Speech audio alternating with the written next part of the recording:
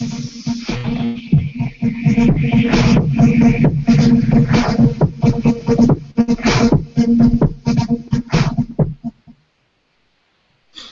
we are live. What's up, everyone? Camper here, welcoming you to another episode of the BBL Show. And I'm here with my co-host and my partner in crime. Give it up for Mr. Larry Carter. Hey, everybody. Rocking the brand new USA Barbell Life hoodie. Yes, here it is. Just you in guys time. didn't get this. I mean, this is quality. Yep, this is quality. If you guys didn't get one of these, come on, guys, come on. This is dopeness. Dopeness. My goal is to have everybody rocking it for 4th of July, and I want to get the Barbell Life flooded with 4th of July OG pictures. So we're all wearing the same thing at the same time watching the fireworks. It'd be pretty cool. But anyway, okay, so today's guest is a longtime Barbell Life member. I've seen him around for a while. Give it up for Richard Lee Jackson. What's up, brother? Hey, everybody. Where you at right now? I'm sitting in my living room in small town Heflin, Alabama. Alabama. Nice. Yeah. Okay. So, like I said, you've been in the Barbell Life for a while. When did you, hold on, how did you end up finding the Barbell Life, for one? That's what I want to know. Honestly, somebody added me. I don't even remember who. I saw the notification and said, so-and-so would like to add you to this group. And I said, okay. That was it. That's well, shout out to whoever that was, mystery adder. Yeah. When was that? Do you remember? It was mid-2014, probably in September 2014, what I'm thinking. Yeah, that's a long time, man. We've only been around since, I want to say summer 2013. Was it? May, June, something like that? Awesome, man. All right, so we have you on the show. You have a pretty interesting story to tell. Interesting is an understatement. But first off, before we get into that, how did you get into this fitness lifestyle to begin with? How did you get into working out and stuff like that? Well, I've always been a little bit on the heavier side.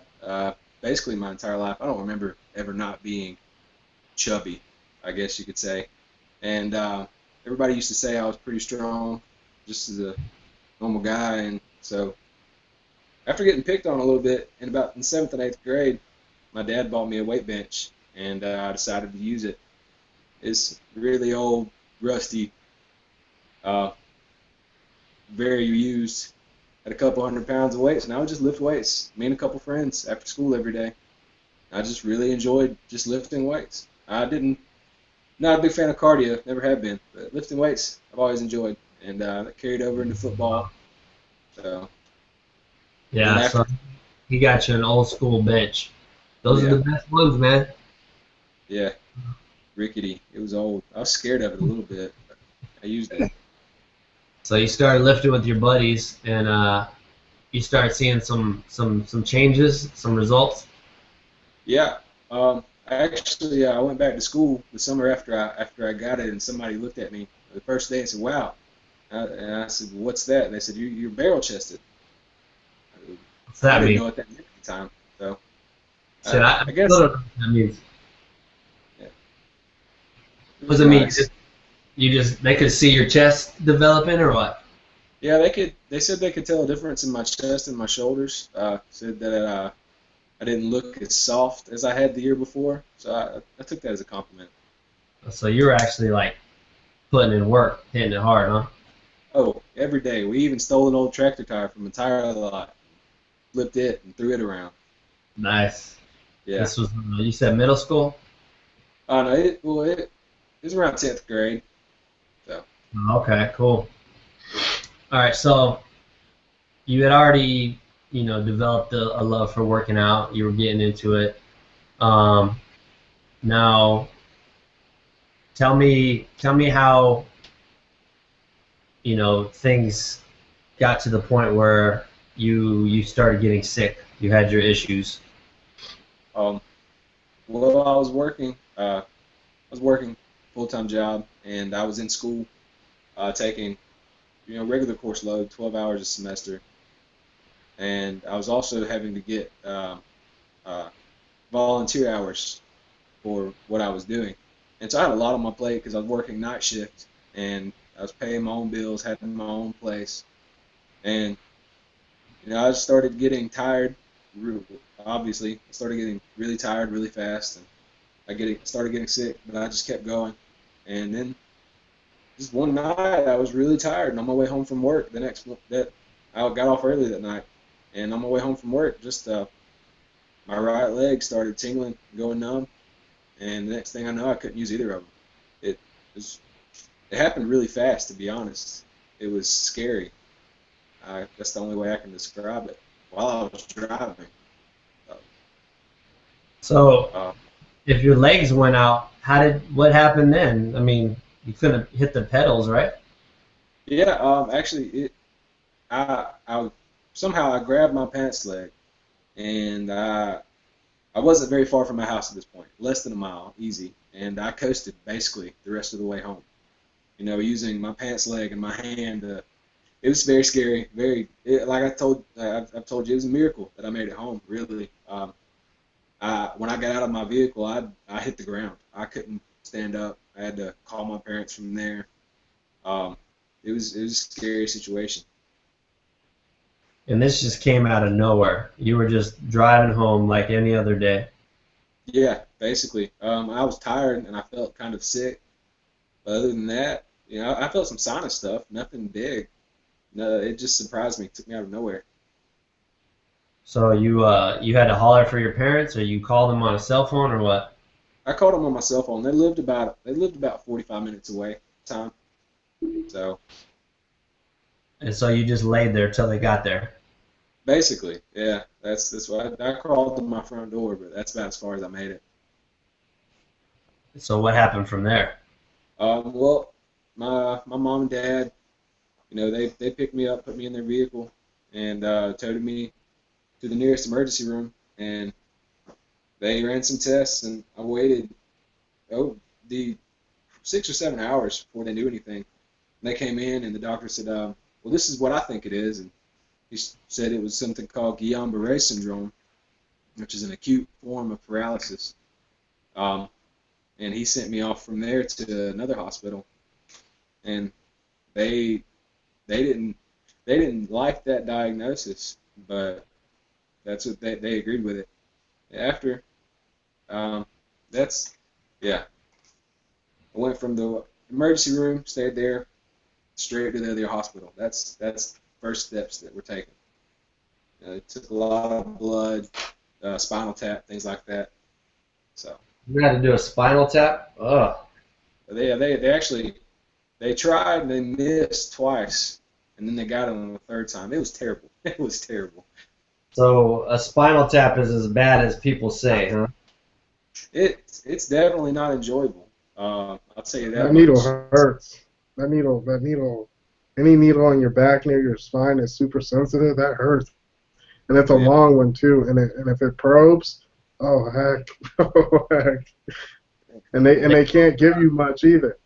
I was saying, they can't They give numb you you or anything? nope. They You can, got to feel the whole thing. yeah, they do like a little local anesthetic for when they actually prick you, but other than that, nothing. Yeah, that seems kind of like you'd think they'd have some kind of better science by now, so you not feel it. But damn, that's rough, man. So this was all out of nowhere. You're just living your Right. life.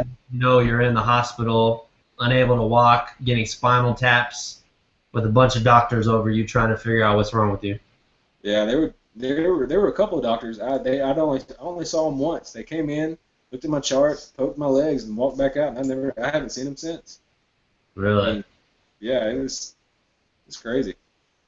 I don't know if that's a good thing or what, but Not sure. you would, you know what? It sounds like an episode of House, man.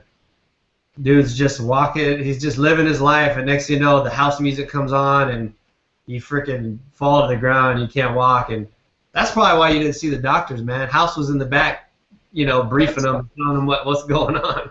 That's what it was. But Uh, he didn't come in at the last moment and find out what was wrong. That's how I he knew it just wasn't House. he just checked up on you when you were sleeping. Um, so from that point, you said the doctors, they went with the original prognosis. What happened after that? What was the next step in your ordeal? The next step was to get treated, and they used some stuff. It's called immunoglobulin, is what it's called. It's made out of human blood. It's a protein. That's about all I know about it. They followed me up. It was a week of treatments with that, and then basically they said, we'll just keep poking your legs until you can feel them, and then after you can feel your legs, we'll send you to a physical rehab hospital. Because that was the standard treatment for Guillain-Barré Syndrome. Did they put this in your blood, or how's that work? Yeah, it's an intravenous medication. It's made in glass bottles, and they'd hang it up and just give it to me through an IV, a couple bottles a day for a week. Now, is this a like from a donor, or is it just like something created in a lab? It's created. As far as I know, it's created from plasma. That's what I've gathered. So it's. Well, technically, it's from a donor. Technically, yeah. Yeah. I'm Okay. not 100% though. So they were pumping you full of this stuff and prodding at your legs and stuff, and then eventually you could feel when they poke you, or what? Yeah. After about 2 weeks, the feeling started coming back gradually, but I still couldn't use them. I still could not move them, um, and it was like bits and pieces of them would come back awake, I guess you could say, and I could feel what was going on, but I couldn't tell. I couldn't move them. There we go. Man, so I'm guessing that was a good feeling though. Once you could actually feel something again, like a little glimpse of hope. Yeah, it was nice when I could finally. At one point, when I first got there, the nurse, she said, do you want some socks on your feet? It's kind of cold, and I said I couldn't tell, and so it was nice to be able to tell that my feet were cold again. Well, It was that's a good feeling. 2 weeks though of no feeling. It's got to be scary, man. It was scary. It was different. It'll mess with you mentally. It was And this different. whole time you're just laid up in a hospital bed, not having Yeah, a clue what's going to happen with your future. yeah. It Okay, so was, once they you started getting the feeling back, what was the next course of action? I went to a hospital in Gadsden, Alabama called Health South Rehabilitation, and it's a great facility. I loved that facility. They did a great job with my rehab. Basically, they told me, I was there to learn to walk again, to regain muscle memory, things like that, because I couldn't use my legs. And I had a neurologist.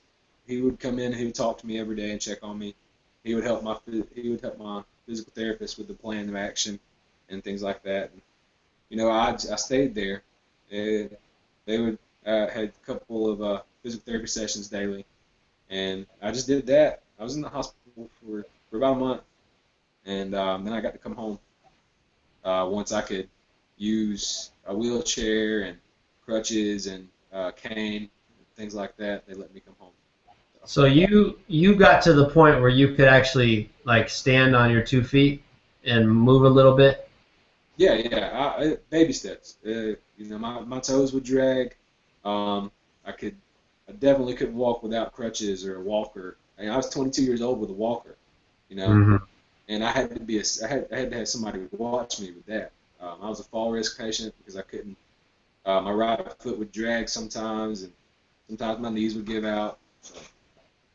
Now, talk to us about how this rehab went down. Like, I mean, I've been through rehab too for my knee, but like, so I know kind of what it's like to a certain extent. Not like yours. I mean, I still had one good leg, but I know the gist of, you know, all the having to learn how to function again like normal. What were some of the things that had you doing to kind of go from just having a little feeling in your legs to actually being able to stand up and take baby steps?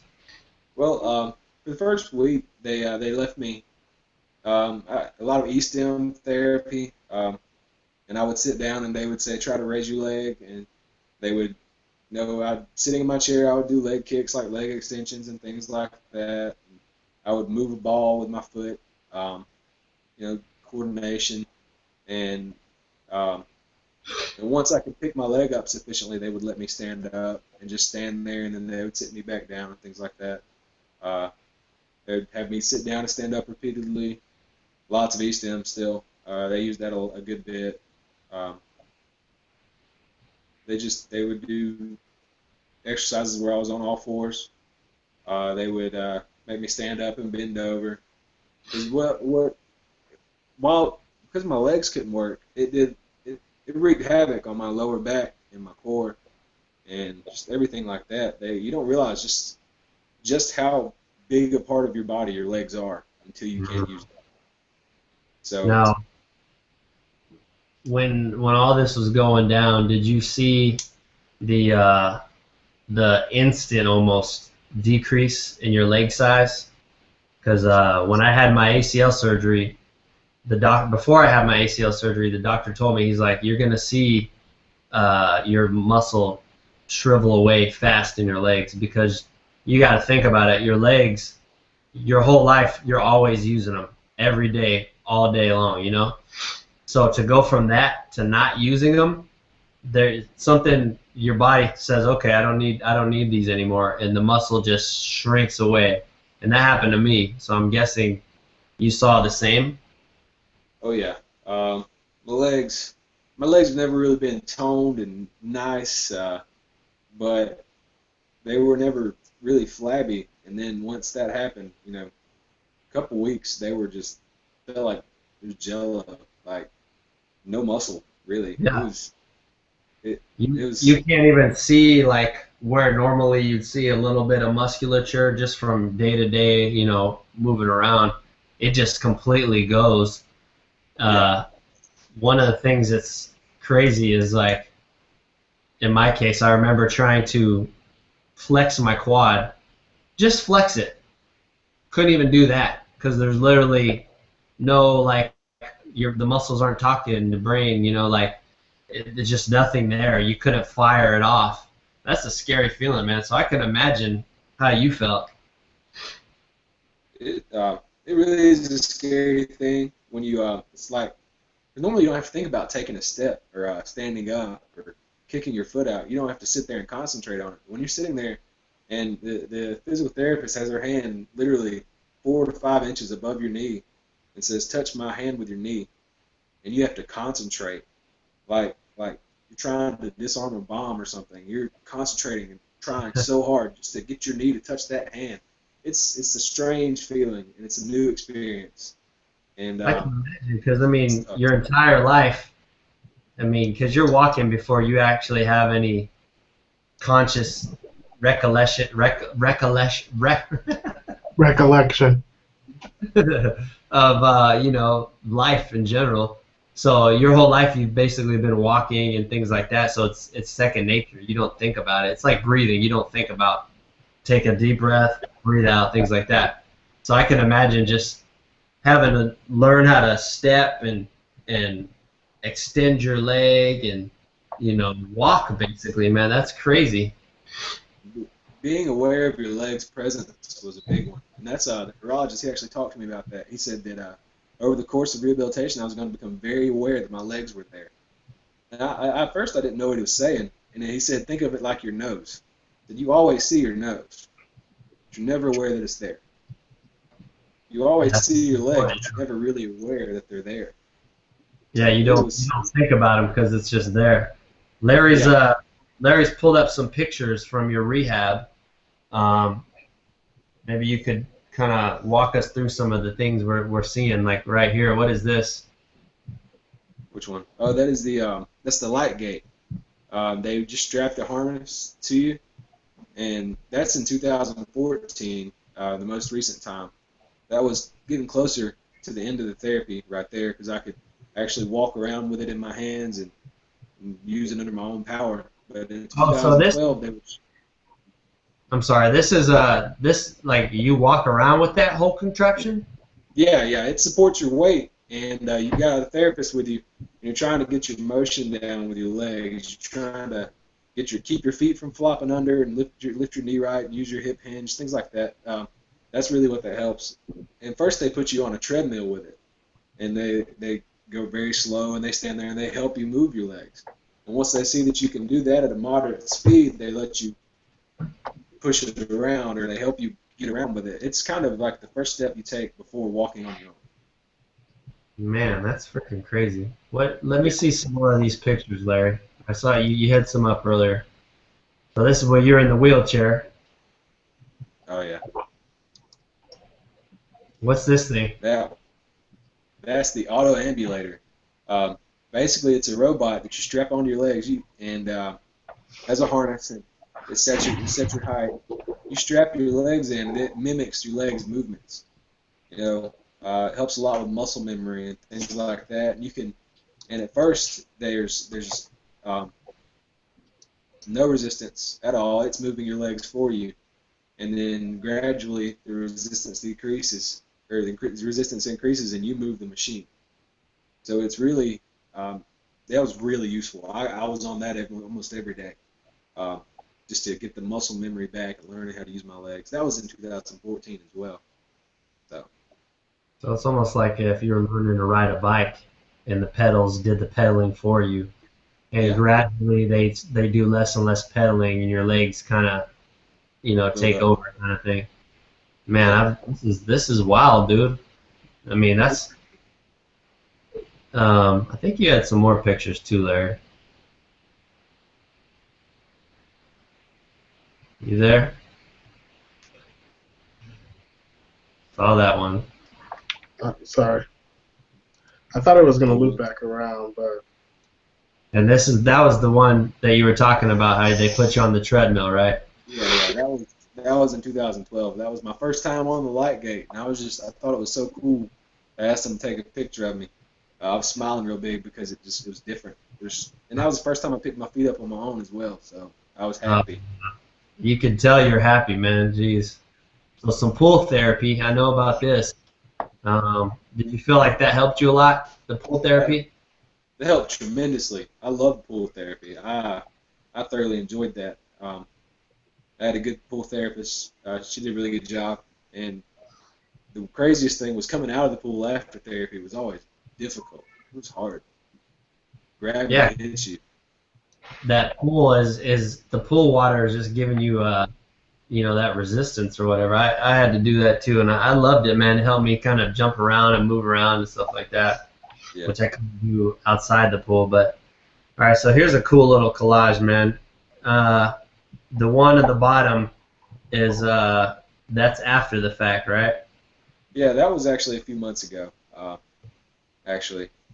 Okay, so that'll be a good segue to now you said that you were able to finally like kind of take baby steps and use a walker and use crutches and things like that. So they sent you home. Yeah. Now, what was the next step in regards to barely being able to walk to being to the point where you're freaking deadlifting 405? Um, it was just now I made some mistakes along the way because I was doing outpatient therapy. I would go once a week and do things like that. Um, I would do exercises at home, and there were times when I would get back in the weight room and just try way too hard, way too fast, and then have a setback. But really, the thing was just sticking with it. Doing what my doctors told me to do and taking my time. Um, just remembering it's a gradual process, and just being thankful for every step that was forward, because there were backward steps that I had to take because I tried to force myself to get better too fast.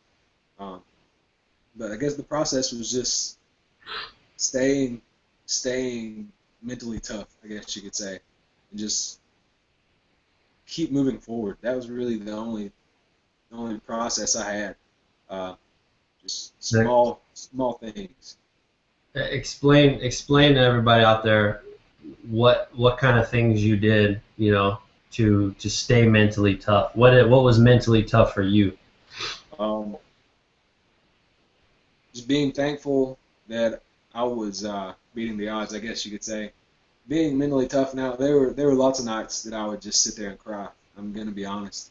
It was hard, and my family played a big role in supporting me, and they would just reinforce.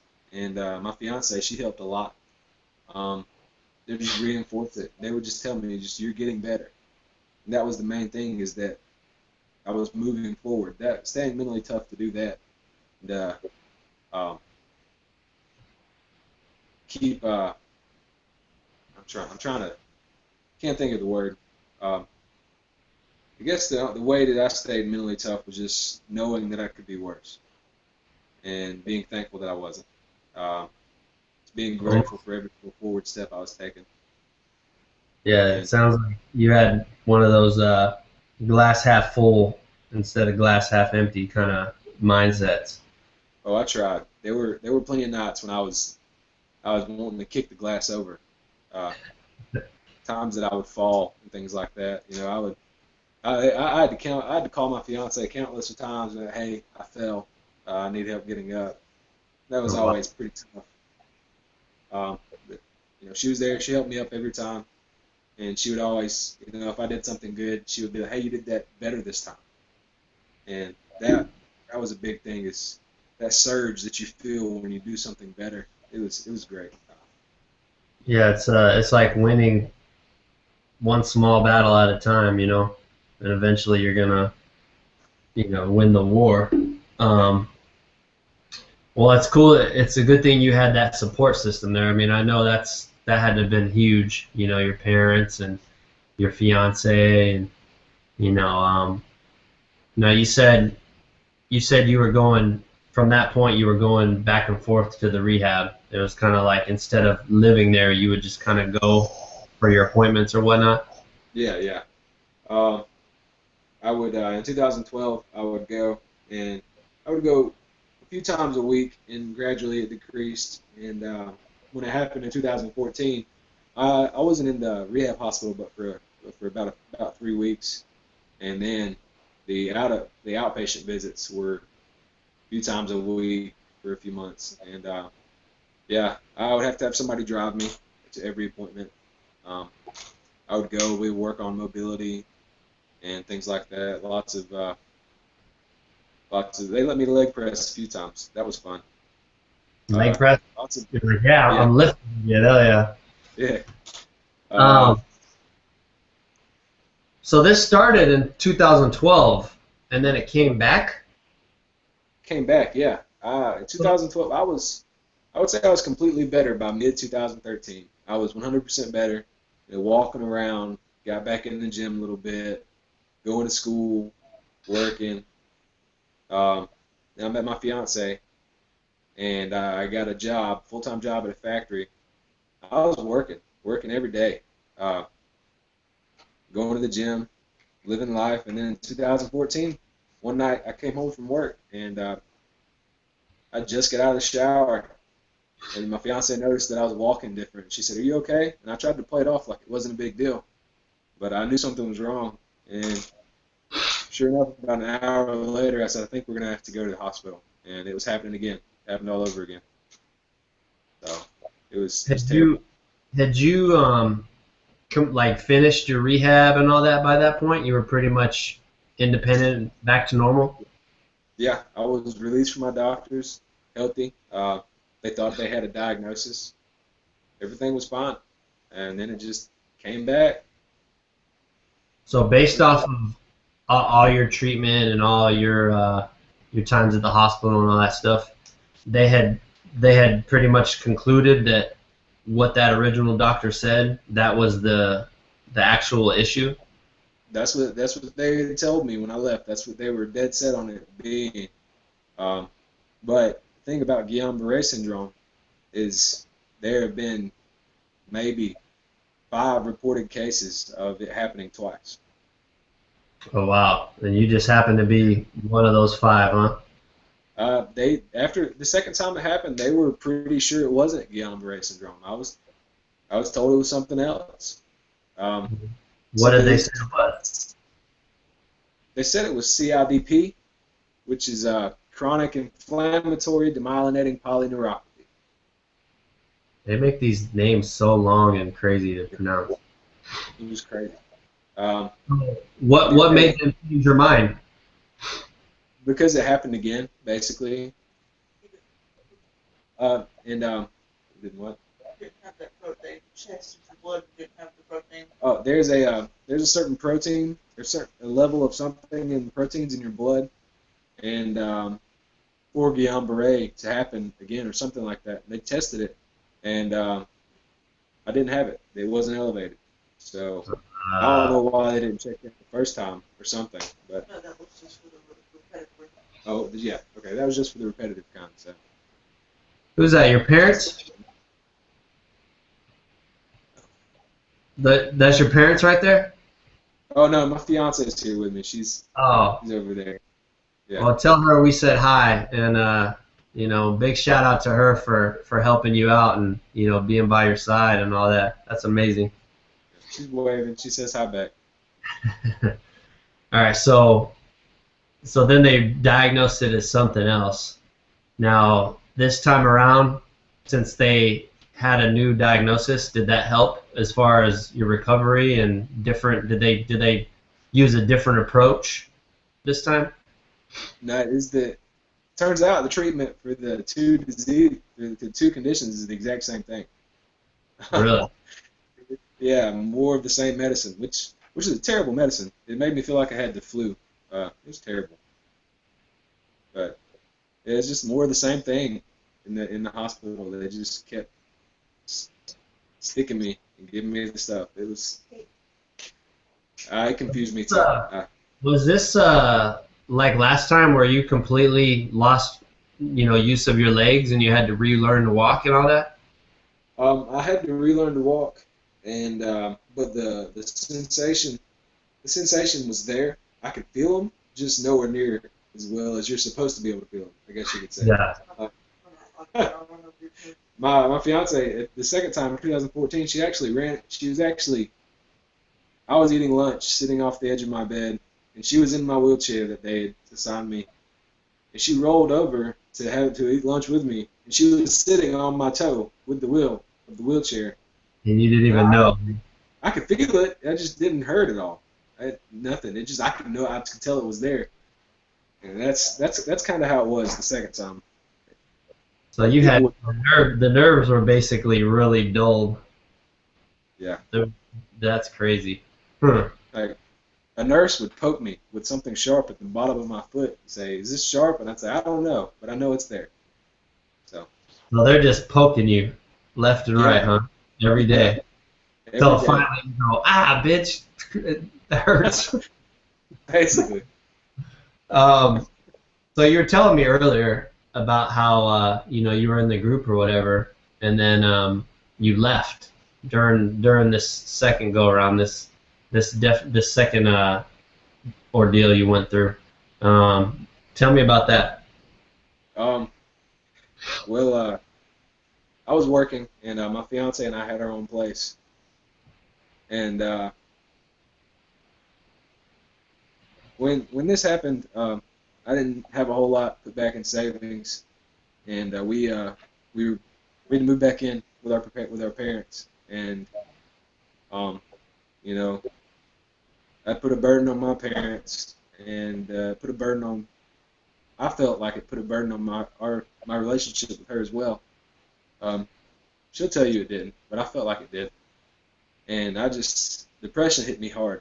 It hit me the first time as well, but this second time, I just felt like there was no coming back. It was was sad to me. And so I just, at one point I said, you know, I'm never going to be able to walk again, so why am I in this group? And I left the group, and I basically given up any hope on lifting weights or just being normal or having kids and stuff like that. It was tough. It was really tough. So, and then my family and my fiance and my doctors, they helped me a little bit, you know, and I started getting better once my attitude was, once I started trying to climb out of the depression, I noticed small steps going forward. Your mental state has a huge impact on what you can accomplish physically. Mm-hmm. And I didn't realize the fullness of that until this happened in 2014. It was just a really hard time. So I was really down. And thank goodness for a support system that kept me up. You know, that's what that was about. You told me you came back within a couple weeks after leaving. I did. Yeah. They, you know, my fiance was like, but you love going to the gym and, you know, you like lifting weights. And my mom and dad were both like, you're going to walk again. You've done it before. You can do it again. Mm-hmm. You know, keep your chin up. You got this. And so. Well, I know. Go ahead. My bad. No, you're fine. I know when you first shared your story in the group, it was insane. Everybody was jumping on your post and, you know, just telling you how inspiring you were and, you know, how proud they were and, you know, just how impressed and how amazing. And, you know, I remember people saying, you know, wow, this you know, I've been slacking and this kind of got me off my ass and pushed me and things like that, and myself included, man. I mean, you know, there's so many of us who think we have it bad, and, you know, we complain or we make excuses or, you know, we feel bad for ourselves, this and that. But it's like, when you really put it in perspective, and especially, you know, comparing it to a situation like you're in, it's really eye-opening, man, and it really throws all that shit out the window, you know. So I'm to myself and the group, man. We really appreciate your story, man. Definitely appreciate you sharing that with us. I can only imagine. Like I said, I had my own little ordeal, but it was nothing compared to what you've been through. Yeah, exactly. Nothing. Like even when I hurt my back, I kind of have an idea of how it is not to use your legs a bit. I was deadlifting and I got radiculopathy, to where you get completely numb in your leg. So down the side of one of my legs, it was completely numb. Like I couldn't feel it. I could feel portions of my toe that would tingle, but for the most part, like, I couldn't really even judge how to walk. So I had to go to therapy for like 2 months on the whole thing, because it was really hard to like really feel it, to judge how I'd walk, and it was just like dead flopping, and then I would hyperextend it, and it was just a pain. And I was like, man, imagine if I lost both legs. So I mean, I have an idea, but not totally like what you went through. Like, but it was definitely, you know, it tells you how fragile life is, really. It really does. Yeah, it's funny you say that, because, like, I had a similar situation, man. Like, I'll just tell it real quick. I've said it before on the show, but I mean, we'll always have different listeners and stuff, put it in perspective. But for my ACL, they put a cadaver in, a new ACL basically, and so I had that surgery. And part of that surgery is they put screws in, they put sheaths, they put, I mean, they're basically putting a new human body part into your leg. And so my knee was freshly mangled. I was laid up on my couch, feeling bad for myself. Ended up getting an infection, so I had to have another surgery. I'm hooked up to, what is it, like an IV thing, legs bandaged, the works. depressed, blah, blah, blah, feeling sorry for myself.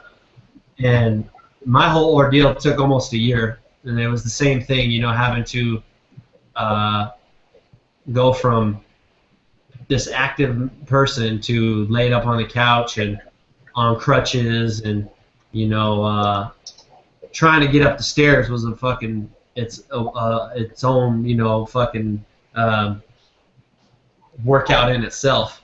But anyway, so going through physical therapy, trying to go to the gym, you know, things like that, and it was a struggle. And there was days where I was like you, man, where I was like, man, this fucking sucks. Why do I even bother? Like, I might just say fuck it. And you know, you push yourself, and eventually rebound and get tougher and make it back to where you were, if not better. But so I know personally, I dealt with some depression too, and you know, if my ordeal to me was so bad, I can imagine being in your shoes. You know what I'm saying? Like, I wish I had known your story back then, because I feel like that would have definitely helped me that much more to put things into perspective. I mean, especially having to deal with it twice like that, that's crazy. Now, one thing I wanted to ask you was, so since this came back a second time, and you had to fight through that, is there a chance that it could come back again? As far as I know, there is still a chance that it could. I'm staying positive that it's not going to happen. It's just something I have to wake up and face every day, you know. Because there are still lingering effects, you know. I hurt a lot in my legs and my hips and my back. That's a constant reminder, you know, hey, be thankful that you can move, you know. Mm-hmm. That's what I take it as. Some mornings I wake up and my back hurts so bad it's hard to get out of the bed, but I go to work anyways because I can move. I can still use my legs, and I'm thankful for that. I have a tattoo on my calf that says "Feet don't fail me now," for that reason specifically. I love that, man. That's fucking awesome. Feet don't fail me now. We're gonna turn that into a shirt, Larry. I like that. We'll put like Definitely. some cardio or some guy running or something. So I wanted to ask you this too. I almost forgot. When you were, you know, learning to walk again, and you were taking your baby steps, and you went from crutches to, you know, being able to put the crutches down and gradually walk on your own. How do you go from that to fucking deadlifting 405 or whatever, you know, like doing something really hard and strenuous like that? I mean, how does that... Patience, lots of I'm stubborn. I'm a very stubborn person. And if I try something and I can't do it, and I really want to do it, I'm gonna do it eventually. So, like I said, there were days when I started walking again, I started going to the gym again, and I went in there my first week, balls to the wall. I'm gonna go in there and deadlift a bunch and bench press a lot, and I almost hurt myself, you know. And it just took being patient and just learning and just doing things slowly and getting used to the movements again. But that's really the way I did it, is just, you know, keeping the mentality. I would deadlift. I remember I got 315, and I was sitting there. I was like, awesome, I'm going to get 325 soon. And I would just be patient. And then I got 325. And I was like, I'm going to go for 355. I got 355. And for the longest time, a mental block for me was deadlifting 450 pounds. And, you know, I didn't hit that till this year. You know, early this year, I deadlifted 455. You know, that was a big deal to me. And it was through patience and perseverance and doing things wrong and correcting myself. That's really the way I got there. Just grinding every day, every workout. Just try harder. That was what I would do. That's what I would tell myself. So. Do you think, you know, having that mindset before all this went down, you know, as far as, because people who are really into this lifestyle, as far as lifting weights and, you know, taking care of yourself and working hard and pushing yourself, trying to hit new PRs and things like that. There's something about that lifestyle that does something to you mentally. You have more of some kind of like a drive or a push that I feel like when you're put in situations outside of the gym, it comes in handy. Because, I mean, for instance, you're on the bench and you're trying to bench X amount of weight and you can't get it. And then there's that voice in the back of your head that's like, fuck that, I want this. And you try again the next week and you try again. You keep attacking it till you finally get it. And then fast forward a year and you're not only getting it, but you're repping it. You know, it's that perseverance, like you said. And I feel like, you know, that gym mentality definitely kind of helps us get stronger mentally or whatever. That reminds me, you said perseverance. Let me get to this question one of the members in the group asked. I told him we'd get this down. You got anything, Larry, while I find this? Yes. So you've been going through this like on and off throughout the years, and yeah, it can basically come back at any other time. Basically, as far as I know, because as far as I know, I don't have a 100% clear diagnosis. There have been little things. Every diagnosis they've thrown out there, there have been little things to make them say, "Oh, well, I don't think this is it." You know, I don't. I'll ask what's wrong with me. A lot of times, I just get a shoulder shrug, and this is, and they say this is the best possibility, and they just ramble off some name. You know, so it's as far as I know, it could come back at any point in time. So in between episodes, how long does it take you to recover? Well, it happened in 2012, and by mid 2013, a little later, I felt like I was fully recovered. You know, that I could stand up and sit down and move around completely, no problem. You know, and then in 2014, I bounced back quicker than I did in 2012. I went out beginning of October, and by January I was back at work. I don't feel like I was at 100%, but I was back at work. So a few months at a time, outpatient therapy and things like that. The outpatient therapy was really, really big factor in me getting better so fast. I had great physical therapists. You know, I think that helped a lot. And, you know, my support system actually that helped me get better quick. And the fact that I'm a jackass. I'm stubborn. I won't move if I don't want to move. So. That's another thing that probably helped you, you know, deal with this whole thing is your stubbornness.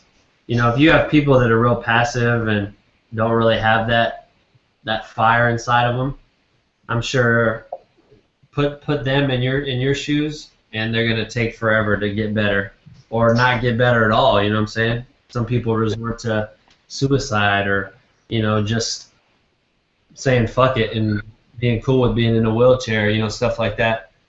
All right, so here's the question. This is from Ronnie Melvin II. What's up, brother? All right, Ronnie asks, you've shown that your drive is above and stronger than the odds or circumstances. What do you think is it that makes people quit? What do you think it is that makes people say fuck it and quit? Like I told you earlier, that's a deep question. I really think a lot of it is the support system. A lot of the guys who quit, they have nothing behind them telling them to keep going. At least that's how they feel anyway.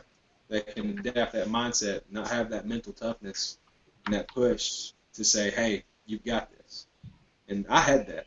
Not only did I have the stubbornness that I get naturally from my parents. Hey, Mom, love you. Not only do I have that, I had my support system behind me telling me to keep going. Not letting me, you know, my head would hang and they would pick my chin up, you know. that's what kept me going, a lot of it. And just the fact that I don't feel like I was done yet. I feel like I have more to prove. Um, I'm not a person that likes to, uh, I like to prove people wrong, you know, say the least. You know, I felt like I had something to do, and I was gonna do it. And that's really a big factor of it, is just the mental toughness and the support system, and feeling like you have a purpose. There we go. That's a big one. Feeling like you have a purpose. Having a purpose, having a goal. I see that, man. That's big. That's deep. Um, and you said, I mean, you talk about that support system. Um, you know, one of the things you mentioned was how your girl said, "Oh, well, hey, that's you're doing better than you did yesterday," you know, or your parents said, you know, you're progressing, you're moving forward, you're not moving backwards. So I think you're right, man. Little things like that are definitely can make or break you, you know, if you have it or if you don't. Um, so like I said before, man, shout out to your parents, shout out to your fiance, the the physical therapists. I mean, everybody, man. That's huge. What were you gonna say, Larry? No, I was saying definitely, shout out to your parents for being there and sticking by you, because it's tough when people go through stuff. I guess you realize who's going to be really there for you. Yeah, that's a definite. And I guess the words, if I had anything to say about it to anybody who's going through something, this is gonna sound crazy and out of nowhere, and I don't know if it's because I'm Southern, but the phrase that comes to mind is to be a crock pot. As crazy as that sounds. Crock-pot? A crock pot, the Okay. thing that's used to cook. Yeah. Slow cooker. Take time, little steps. It'll get there eventually. And if you take your time and do it little by little, it'll turn out way better than if you stick it in the microwave for 2 seconds. Be patient. Yeah. That's the big thing with people my age is we're not patient. We're a microwave generation, and I learned early on that lots of times things are better in a crock pot than a microwave. So That's totally true, because a lot of people think if you do one big thing, you're going to get there. But really, the most successful people in the world are good at, being consistent, doing the little things, over and over repeatedly to where it builds up into something great. The better you are at doing the little things, like you said, like a crock pot, just slowly cooking it, just slowly doing it, the better off and the more success you will find out of all of the different things that you do in life. Because you don't need one big home run, or anything like that. You just need to make it home. So all you got to do is slowly go around those bases, and make sure you get a base. Still a base here, still the next one. The next thing you know, you're home. So and a lot of people forget that. Well, if you compare it to lifting weights, like you had mentioned the deadlift, I mean, people that are deadlifting 405, 500, 600, 700, whatever, they didn't just walk into the weight room and just load the bar up and yank that shit their first time. They had to start from scratch. They had to start with 45s on each end and, add a couple pounds every time. And eventually they built up and they built up and they got to where they're at now. And, there's bumps along the way. There's days you go in there and you can't get the bar up or you get weaker and, things like that. But if you have that, like you said, that you didn't say the word goal. You said purpose. If you have that sense of purpose, you have that thing that you want, that thing that's driving you, and you keep your mind to it. You'll eventually get there if you want it bad enough.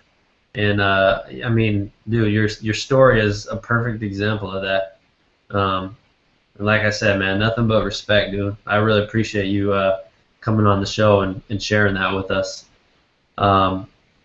Before we wrap up, is there anything you want to, like any shout outs you want to give or, anything you want to share with the viewers out there? yeah, I'm training my first powerlifting competition right now, and that was one of my bucket list things when I started lifting again.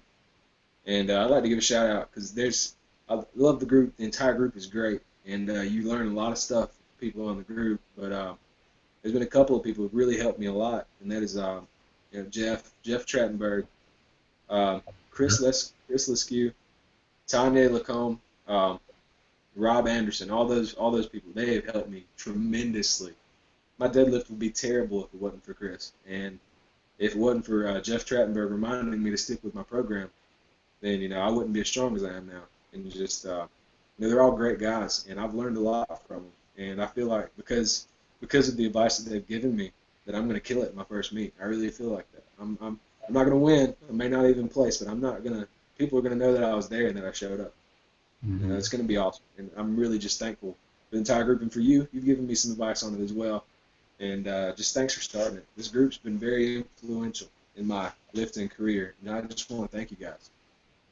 Awesome, man. Well, we appreciate you, man. That means a lot. Shout out to Jeff, Rob, Tanya, Chris. I know exactly who you're talking about, and they're all real awesome, and they're beasts as well. So Yeah. you're definitely learning from some good folks. They're always in there helping everybody out constantly, so definitely a shout out to those guys.